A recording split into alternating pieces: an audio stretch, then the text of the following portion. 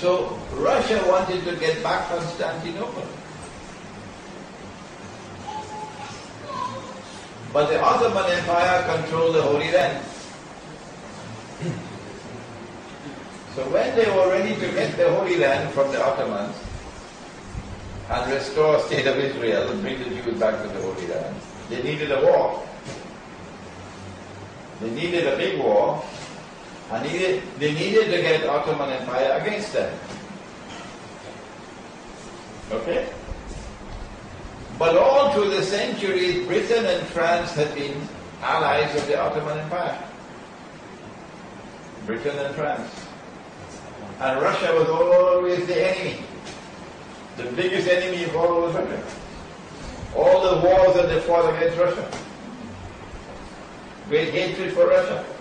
That's the Ottomans. So how can we get the Ottoman Empire involved in a big war? But Ottomans must not be on our side. Simple. In 1907, Britain and France made an alliance with Russia. That must have been like a thunderbolt for the Ottomans. Britain and France make an alliance with Russia.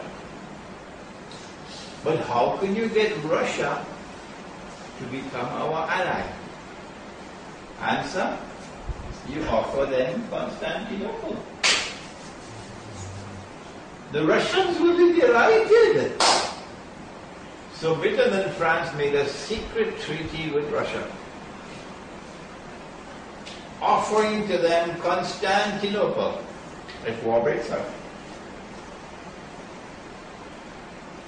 Once the alliance with Russia was made, it meant that when war breaks out, and everybody knows war is coming, the Ottomans cannot join the war on the side of Britain and France because Russia would then become their ally. So it's a game of chess. Chess. You put all the pieces together to checkmate them. So there's only one road open. Only one road open for the Ottoman Empire, and that is to make an alliance with Germany. That's what they wanted. You see? So when the war broke out in 1914, I'm doing your homework for you now. If you had to do the research to get this that I'm giving you, it would take you a long time. When war broke out in 1914, okay, the Ottoman Empire is on the losing side.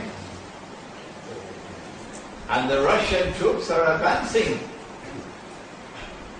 And by 1917 it was all over. By 1917, the Russian troops are now closing in on Constantinople. And Russia is rubbing her hands in glee. We're going to get back Constantinople now.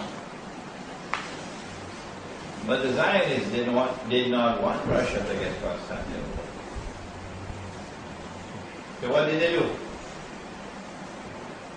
Just before Russian troops could take Constantinople, the Zionists struck and had a revolution in Russia and killed the whole royal family and brought about a new regime in Russia. It was called the Bolshevik Revolution.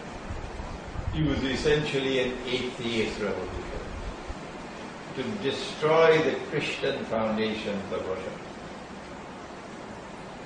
So from 1917, Russia is under the control of Gog and Magog. From 1917.